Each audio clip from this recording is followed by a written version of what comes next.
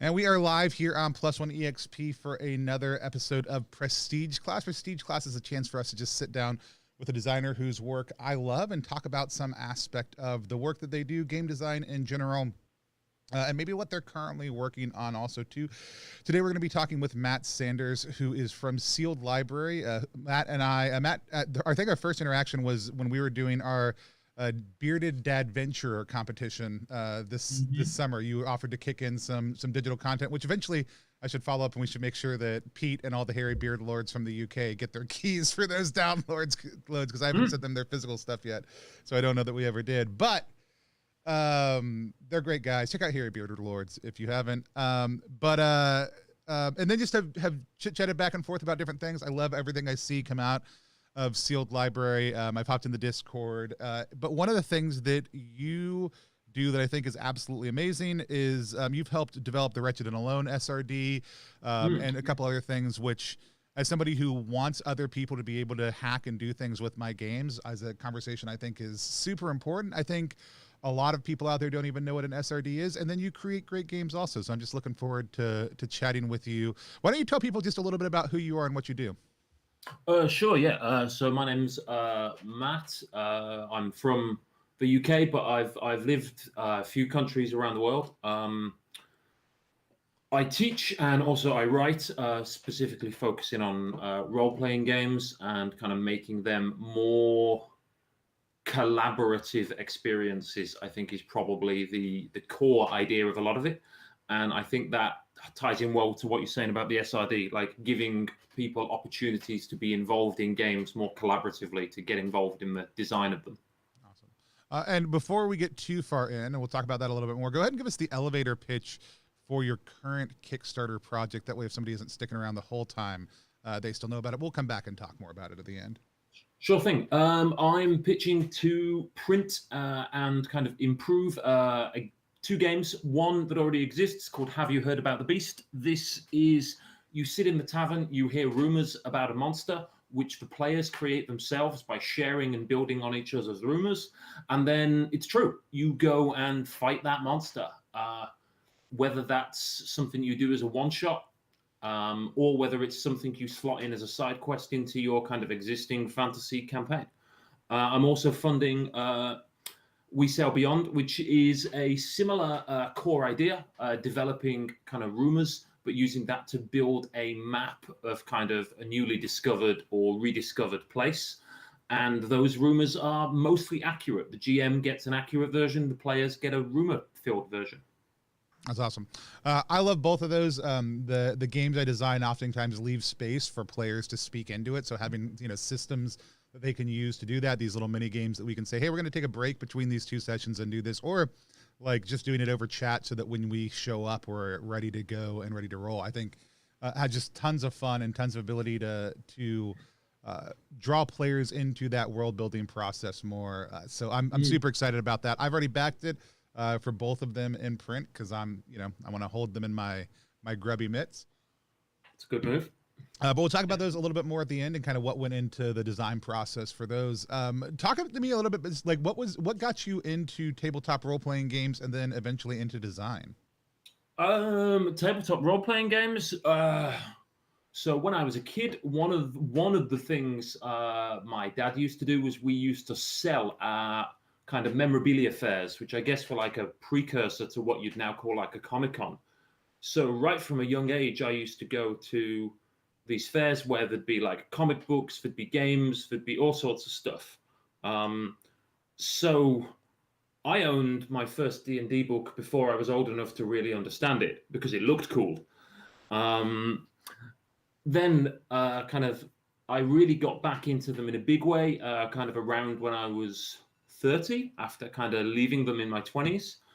And what eventually got me into design really was just kind of things I was dissatisfied with about my own play experiences, especially before I discovered kind of lots more like indie RPGs that kind of fit, I think, me. When I was kind of playing the big name stuff, I found there were gaps in it, and I wanted to be a part of addressing that, and that's kind of led me to where I am now. That's awesome. What's the first thing that you set down? Like, I mean, I think a lot of us have the experience of from the moment you set down to play, you're hacking and homebrewing everything you do just a little bit, right? Like to play is design. And that's a critique people love role playing games sometimes, but I think it's what drives a lot of us who are role playing game designers or players into loving it so much. What's the first thing you kind of remember formally designing though, or formally kind of creating? That was like formally that I published and put up somewhere you could buy for money and can still buy actually on Loot the Rooms drive-through, I believe, was essentially some little books of items. I did one that was about books, one that was about like potions and consumables, one that was about adventurers gear, and they were all just about adding kind of bits of interest, not necessarily mechanical, but kind of descriptive to like items your character has or find. So it was really just like a big book of prompts. It's very cool. I like I said, I love a lot of first of all, I love that you have a consistent visual aesthetic in your design. Like I feel like a lot of people I see out there don't know how to drive forward a like consistent feel to their stuff visually, which is one actually of my things. Anytime I look at a work from Sealed Library, I'm like, oh, I know this is a work from Sealed Library before I even see a brand mark. And so, but the other thing is just that kind of collaborative open world design, and like we talked about, that kind of has influenced the fact that you also work and have helped with SRDs for a couple different systems. For people who may not be familiar with the term SRD, what does that mean? So it stands for System Reference Document, and what that typically means one of two things. It'll almost always be the mechanics of the game with a lot of the content stripped away described. Often in the case of the big systems, it's there as a rules reference or a kind of free version of the game. And then with some systems, the reason for an SRD to exist is to kind of document the mechanics and some of the thinking behind them to allow people to use those mechanics in their own game. And it's the latter form that I've worked on rather than this kind of player aid form of SRD. Yeah, which I mean, for me, again, Prestige Class is really geared at other designers. And I think this is actually a thing that a lot of people, whether they're doing kind of more traditional games, whether they're doing indie games, whether they're an OSR, if they're familiar with an SRD, they probably think of it more in the context of, well, like Wizards has a legal document that lets people make things 5e compatible, right? And so they're not even think about their own designs from a context of an SRD. And what I always tell people is like design the 2-page version of your system first, just the core mechanic loops, and then build out the rest, which is sometimes how I design and sometimes not. But it basically gives you some of that template from the get-go that these are the core things that are important to my game that let you know if it works at all or not. But perhaps unusual that the SRD, you know, I've worked on primarily as a Wretched and Alone SRD, but I didn't develop the original game.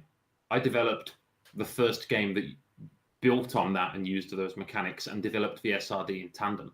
So I was kind of pulling apart someone else's game to see how it worked. Right. Yeah, and I think that's the thing. Like a lot of designers don't like we've designed the whole, but we don't know the parts, right? We don't understand even sometimes as clearly as we might think what are the mechanics. And some of that comes out when someone else actually gets it for the first time, looks at it and says, here are the parts I want to hack. So just talk to me a little bit about your approach for like you've done the Wretched and Alone SRD. What other ones have you done? I've talked with people, and the Wretched and Alone SRD is like the key thing that I've done in terms of SRDs. Yeah. So talk to me a little bit about what that process was like as you started looking at it and why and how you kind of pulled that apart and started looking through it. So here I'm kind of assuming some familiarity on people's part with Chris Pizzette's The Wretched. But when that launched, Chris and I talk all the time, so I'd kind of seen that before it came out. And it immediately struck a chord with an idea I had already written as an idea for a game about playing a librarian. And so I said to Chris, well, can I do this? And then can we make that into an SRD? Do you think that would have legs? And Chris was, as always, very kind of supportive of something like that. So then I had to sit down with the Wretched and essentially try and look at what mechanics it had and break down what function each of those had, both kind of mechanically and thematically. and write that down in a format that made sense to me so I could turn it into something else. And that kind of evolved eventually into a document somebody else could read as well. Interesting. So for the Wretched specifically, so Wretched is if I just held it up on the screen for those of you guys who aren't familiar, it's a solo RPG. And tell me about some of the elements as you were going through that A, were attractive to you, but B, that kind of made you think about this kind of solo librarian journey and how those translated into the SRD a little bit. You don't have to hit all of them, but just kind of some of the big kind of key points. So a key thing that I think, a lot of people are familiar with Jenga towers, obviously, like, the wooden block tumbling mechanism, and especially the tension that creates, right? When you're kind of pulling a block out and how that builds through the game. And that was the thing that really hooked me, was this idea of, well, you have that tension about, is it going to fall? But you can have that in a solo game. It's not competitive. It's entirely about your own narrative and how it's going to conclude. And that tension when you pull, I think it's greater than you can achieve with a die roll. And it's certainly different you can achieve with a die roll because of how it's built. And that was the key thing that hooked me. And then it was about taking the other parts and looking about, well, okay, what do these simulate and how do I make that into another game? For me, that really central mechanism was taking the tumbling block tower and doing something interesting with it. That's cool. Dread had the collaborative like central Jenga tower and played on that for the horror themes. Wretched does it as part of its solo thing, and the solo thing is interesting because you feel like you're in control a lot. Well, like a dice, you feel like you have less control, so there's less of a sense of tension. It's also like if I roll a dice and it rolls bad, as much as I may feel like I have control here, I intellectually know on some level that I don't. For the Jenga tower, it stays up as long as you keep it up and as long as you can keep on pulling pieces until you can't pull pieces anymore on the tower.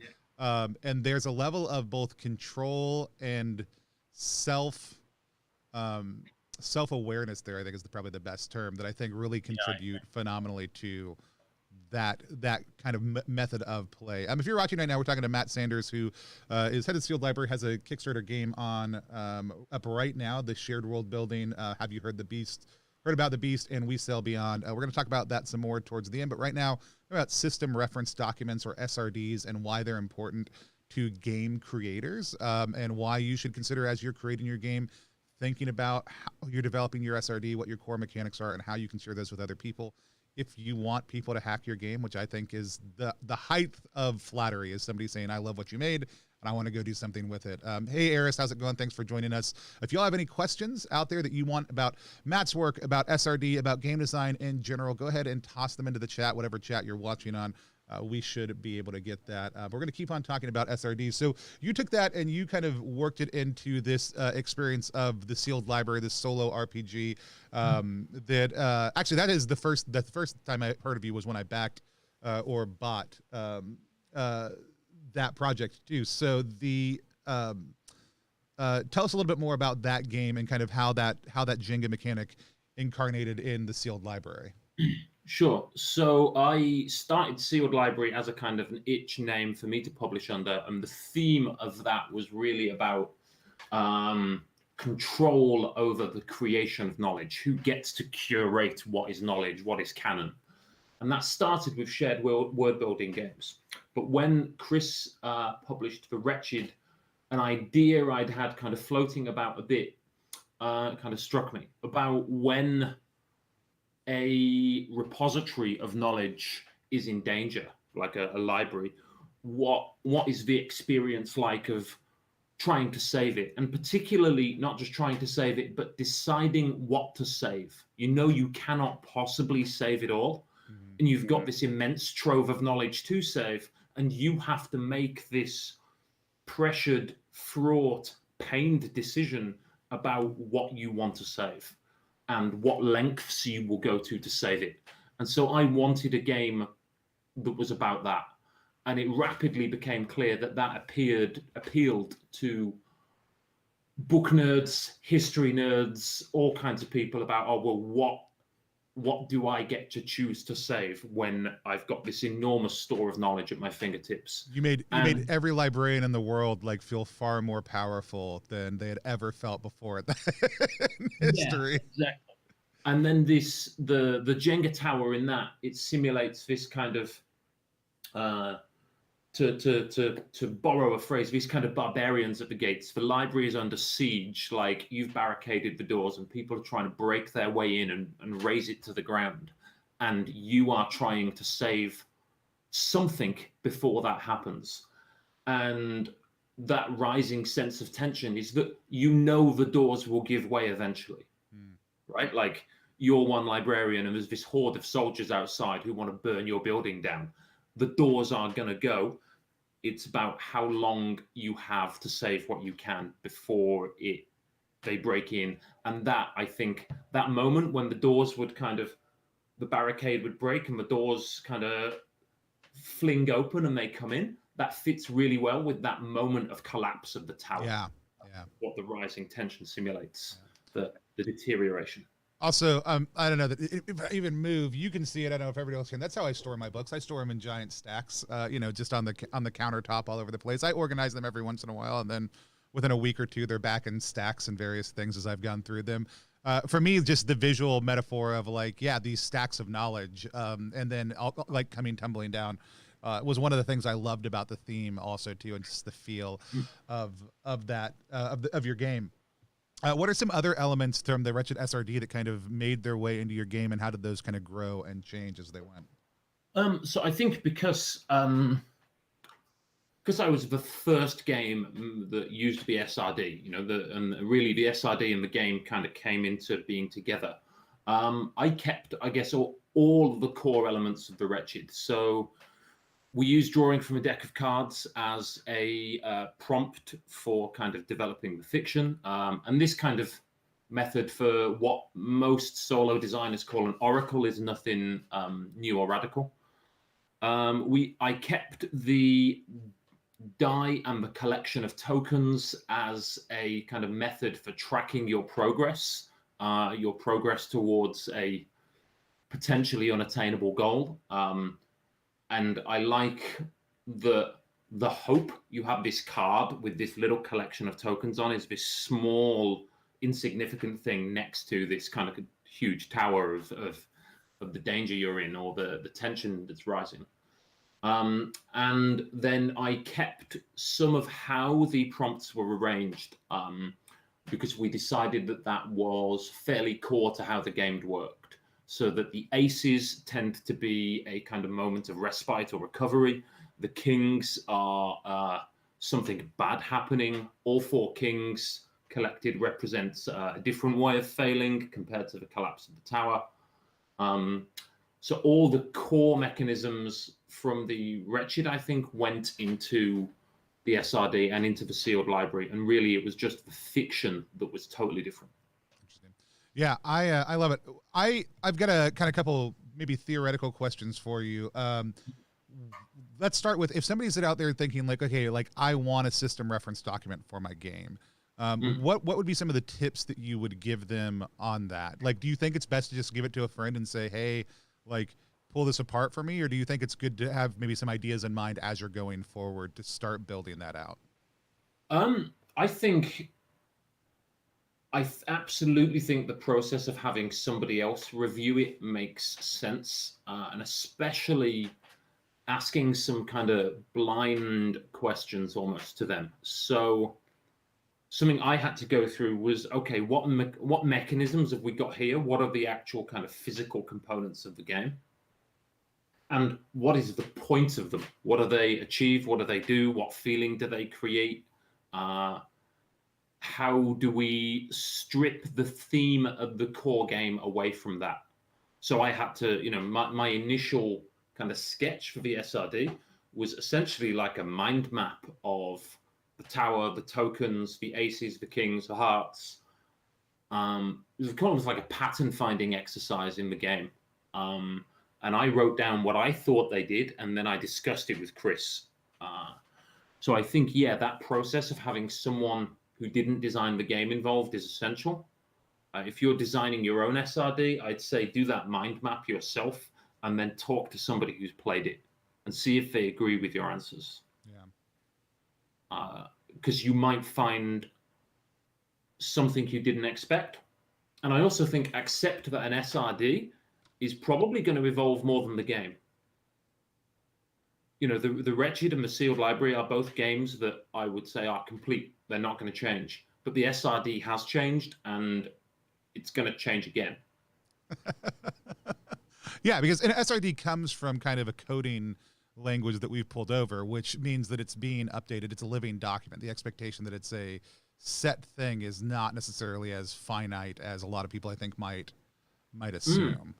Yeah, the big, like, as more people designed Wretched and Alone games, the system became something Chris and I had not made it. We hadn't stated it was X or Y or Z, but people did these kind of really flexible things with it that frankly astonished us and made us realize, well, actually, no, there is more to this mechanic. It might, and there's still more to do with that, because the SRD was written towards the beginning. We wrote it, it's been updated partway through the jam, and there have been other games since then, and there are others still being worked on. And the SRD doesn't reflect some of those changes, and it should do, and it will do eventually. Tell me about some of those moments of surprise. Like, what were some of those highlights when you saw somebody do something and you realized there was more? Because I think that, for me as a creator, that's kind of the biggest delight. Like, I'm looking at what we've done with the heap, with our covered in shit system right now, with this heap, with this D2 process, and I'm thinking, like, I feel like this is genius, and I feel like I don't even fully understand this thing I've made, and someone else is going to do something just phenomenal with it that's going to blow me away. And that's actually like what I am most hopeful and excited about with the system itself, is what other people could do with it. But I'd love to hear from you guys, what is one, or for me, what is one of those things that was kind of surprising for you and pushed it forward? So in the original SRD, for instance, actually stated that the moment the tower fell, or when you got the four kings, was actually the moment that whatever danger was pursuing you or coming for you got you and you died. Because that was true in the Wretched, and it was true in the Sealed Library. Yet then people started doing all sorts of other things with what the final resolution of the game was. And an idea that came up early on that fits the mechanics really well, but isn't at all what Chris and I had done with it, was about building up the courage to share your feelings, and all these kind of social frictions get in the way. And it's the moment the tower collapses is when the moment to share your feelings is lost. And we, like, realizing that it simulated a broader range of things than we had envisioned it doing was, yeah, like a seminal moment in the SRD and in how Wretched games have played out. Yeah, no, I love it. And then you said it's about to evolve again. So what are some of the evolutions y'all are looking at as you're looking at evolving the SRD one more time? There's a couple of practical things. Something I intended to do and has been much delayed is to make the SRD available as kind of markup on a website somewhere. I'm hoping to get that done in the next month or two, when kind of sealedlibrary.com goes online properly, for me to sell print copies of stuff. The Wretched and Alone SRD will be up there. And that'll be available more easily. Another revision I'm planning to it is basically to highlight a lot of the stuff that has been made with it. Something like, for instance, Blades in the Dark, their SRD links to tons of other games that have been made using the Forged in the Dark system, and I want to do that. Like, people have made loads of great stuff with the Wretched and Alone SRD. It still gets a lot of views and downloads via itch, and I think helping the people who made games with it sell those games and get those games played is an important part of what the SRD is about. And then tons of minor revisions, and maybe some bigger ones based on a couple of upcoming projects that Chris and I are working on, but are still pretty nascent. So I'll leave those for when they're more ready for prime time. No, that's great. I love it. And like I said, for me, it's just the excitement of being able to hear that process, see how it's evolved, getting people to think about SRDs for their games. If you're doing some, like, if you're doing a sloppy D20 black, black hack, whatever, like, you don't necessarily need to do an SRD other than like here, like, I love what Nate does with all his stuff, where he's just like, yeah, it's a sloppy hack. Here's the thing that you can put on it, or a sledgehammer, like, like doing things that are just like, here's the game, here it is. It's very simple. Those are all like great. But if you're doing something, if you're weaving a lot of mechanics together, thinking about how you give that to the design community, even as you're, I think, putting games out, is incredibly helpful, and it's something that the design community would benefit from a lot if more people were doing. Like, I loved Eli's. On Thursday, Eli Seats has just recently finished a game on Zine Quest. They had a Thursday What a Concept little, like, here's my designer notes on this game. You can get them at this level. I think those kind of things are incredibly helpful to basically say, here they are, they exist, you can access them. Let's, as we kind of talk about collaboration, I know that they were supposed to give you the press junket and let you spill all the beans on Rainy Day Game Collaborative also too. So you and Chris collaborated on the SRD for Wretched and Alone. You guys have there's other work that kind of constantly in the community, people are collaborating, co-designing, working on, just exchanging ideas back and forth. But right now, y'all have also launched this kind of Rainy Day collaborative, which is you, Anna Blackwell, Jack, and Chris. So tell us a little bit more about that, and maybe some of the secret plans that no one else has been able to reveal to me until now. They all told me you would spill the beans. Okay, cool. I'll shoulder that burden. Well, I think a core thing of it was like, the idea came originally from Anna, as I understand it, was simply trying to get some more visibility behind solo games. Like, certainly from a design standpoint, and I think a play standpoint, solo games have really grown in the past kind of 12 months. But I still don't feel like we've seen much from big publishers and big names that have kind of any marketing weight put much out. And what we wanted to do really was have something that represented a few of us, that helps us do stuff like talk to shops about getting stock. A retail channel where we can say, hey, do you want to order a selection of these games? And we're not forcing them to deal with individual designers. And also a kind of name to put things out under that is about solo games. In terms of projects that we're planning to do, there's a lot we're looking at with kind of format, and particularly things that get kind of solo or lyric games in front of people who might never wander into a friendly local game store. Yeah. They might never see RPGs as being anything other than kind of big hardbacks in that game store they don't go into. How can we get something totally different to that in front of them and get them to try it almost without them realizing?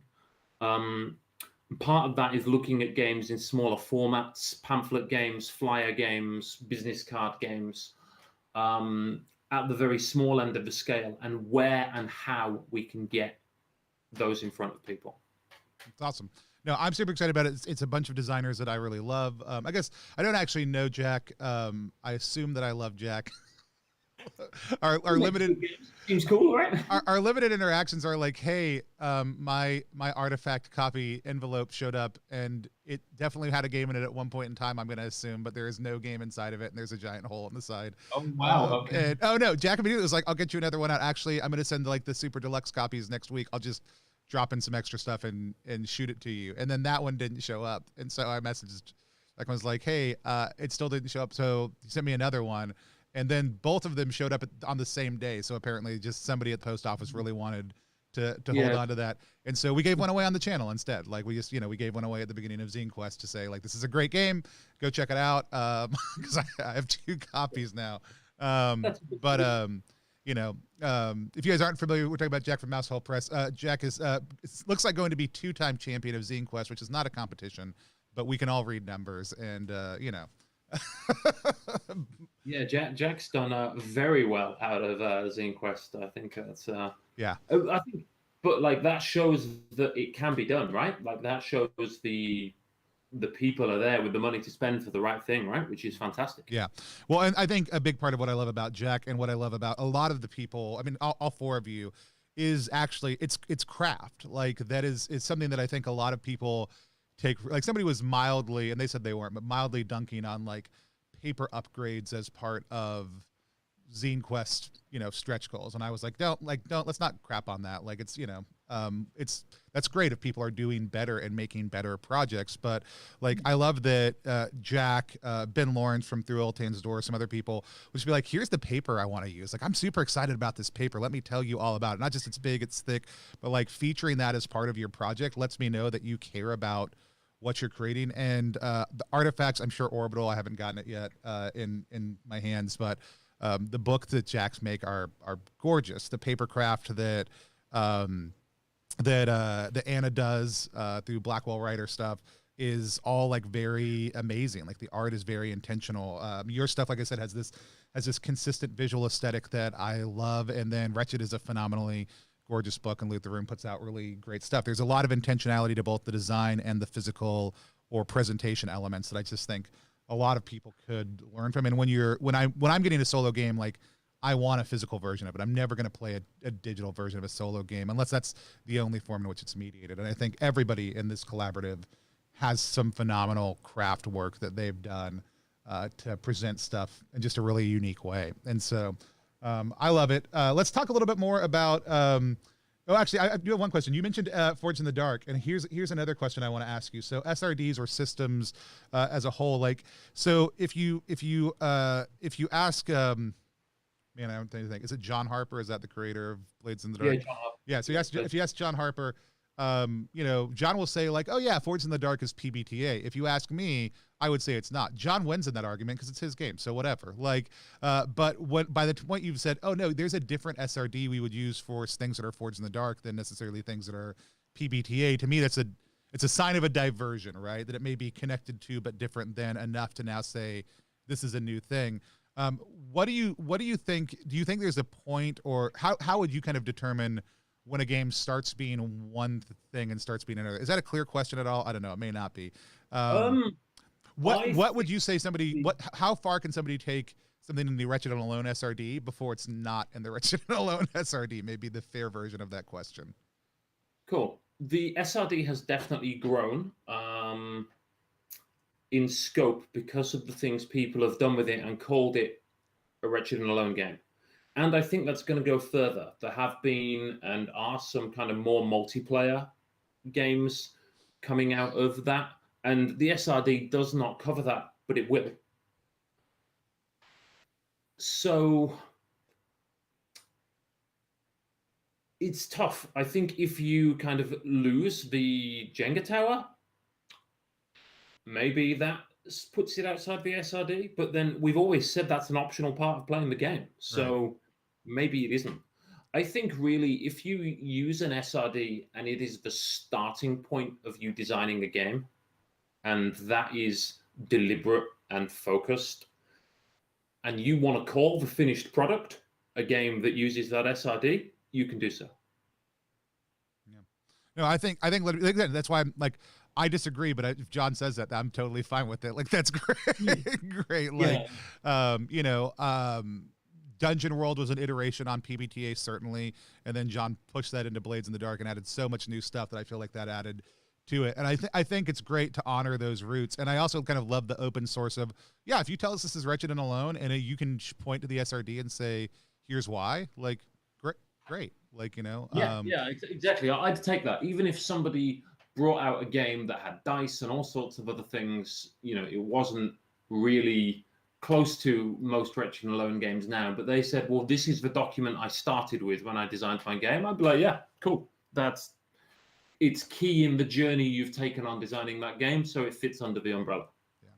I think it's that process of invitation but not limitation that is really, really important to how that gets approached by people. Like, it's not about gatekeeping. Is this a Wretched and Alone and protecting some sort of vague IP?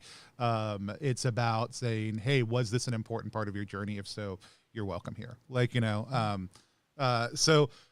talk a little bit more about We Sail Beyond the Edge. And I would love to talk just a little bit about, like, so I noted, so some of the stuff I love about you is the consistent use of the kind of colors in your brand mark, these blue, this yellow, this other stuff in the work that you do. Like I said, actually for me, it's one of my favorite things, is I can always that quick blush tell if something is a sealed library project visually, which I just like. It's one of the things that we do with, like, the grid mark and our font work and other things like that. We try, even as we move games around, to include a little bit of that flavor so that people can identify this is a +1 product, for the 2 we have.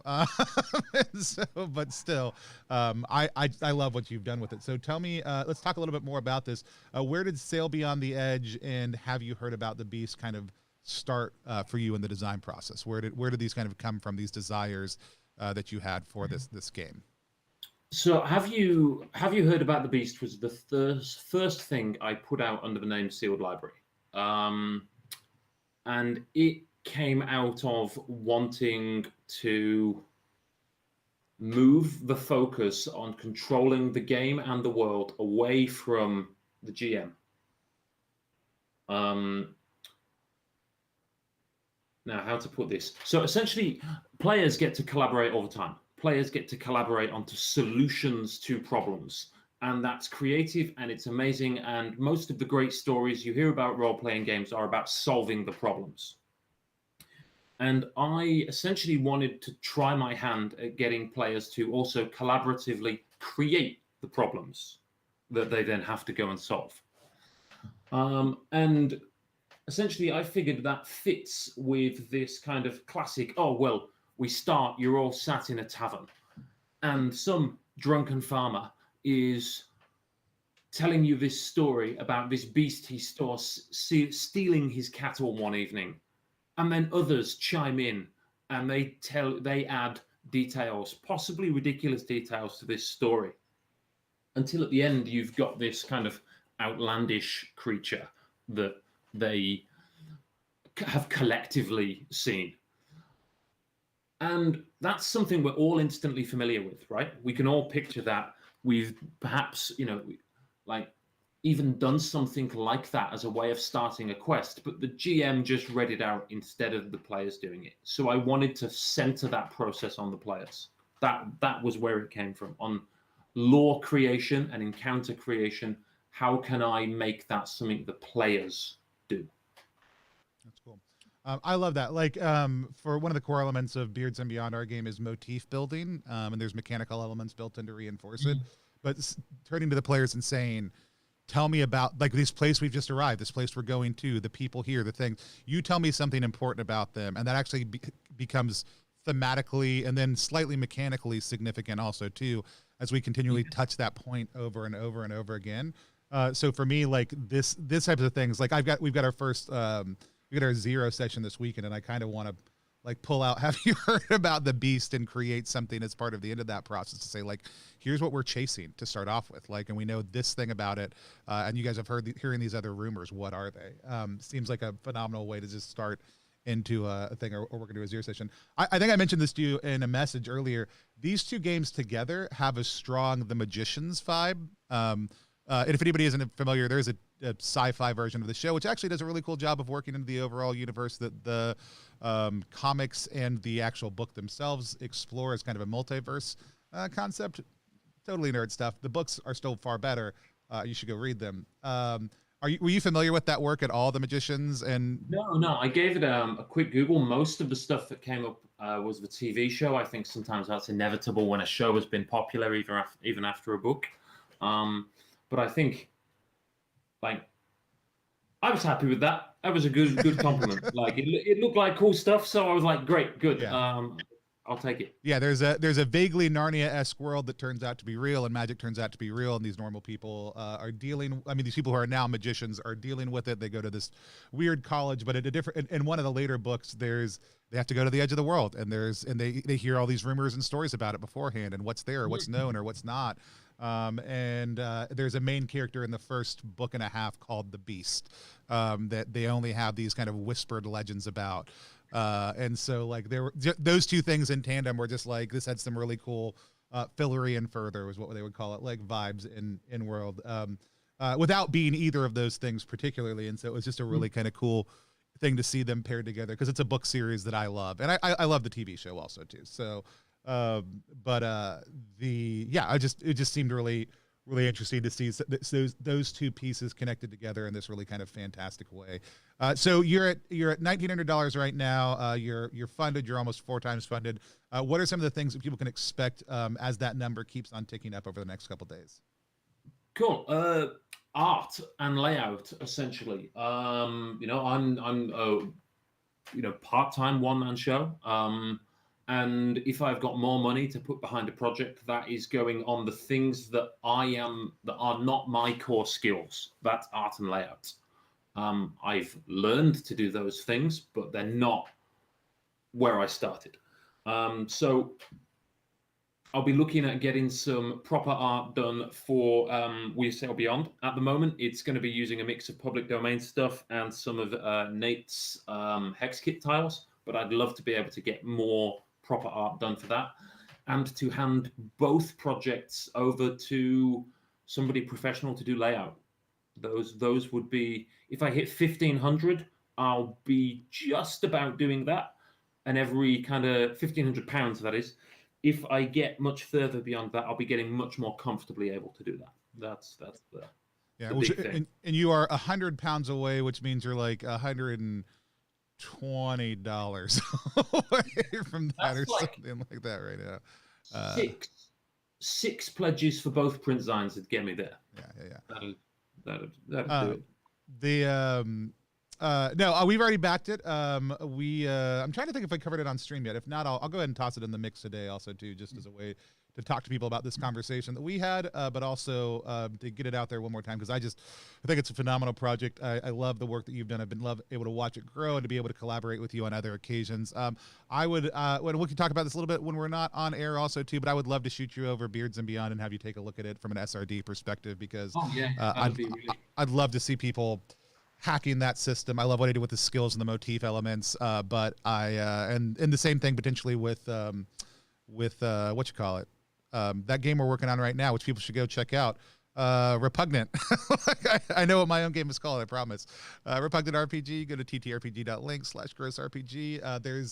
There's Matt's current project on the top, but there's the link to Repugnant on the bottom if you want it. If you haven't backed it yet, we're closing in on our third stretch goal, which is our first adventure getting made as both a digital or at higher levels print project. You can back it for $1. I'd literally love that. You can back it for $300 and get a whole ton of crap to come with it. Also, too, if you want. No one has to do either one of those, but if you do either one of those or anything in between, I'll appreciate it. And I always ask everybody, Matt, if somebody was to go back your project for $1, is that going to bother you if it's only $1 or £1? No, not at all. I'd love hundreds of people to come and back it for $1. That'd be fantastic. It's like, yeah, if 1,000 people want to back it for $1, that's great, because I just get $500 then, and I don't have to make a game. It's great. I mean, as well, if somebody wants to back it for $1 or any amount they see fit, that's fine. And I'd encourage those people then to help themselves to like a community copy of one or more than one of my games on itch, because I don't want price to be a barrier to entry. If somebody is interested in it, give me what you can, even if that's nothing, and take a community copy and enjoy it. That's what games are supposed to be about, right? Yeah, we don't make games to make money. Trust me, we make games so that people will play those games. I think there's value in games either way, even if you never play a game, to pick it up, to buy it, to read it, to think about things in a different way is an adventure in itself. But, backing it at any level, getting the game, playing the game is really what it's all about. So, Matt, again, one more time, where can people find you online? The best place right now is sealedlibrary.itch.io. Eventually, it'll be sealedlibrary.com. If you go there now, you'll be able to sign up to my mailing list, but there isn't much of a site there. If you are interested in kind of product, you can find Sealed Library on Twitter, or if you're more interested in me and what I think about game design or other things, you can find me almost anywhere using I am Matt Sanders. There you go. I'm super excited about. I'm looking forward to what comes out of the project, other future projects, and maybe some collaborations together. Until yesterday, never had a good way to sign off any of my shows except for waving at the stream and saying goodbye. But Vi from Collabs Without Permission came up with a good one for Prestige Class, so that's going to become the now formal one. And so that's this has been Prestige Class with Matt Sanders, and now class is dismissed. So we'll talk to you guys later. As soon as I can find the there we go. All right. Find the button.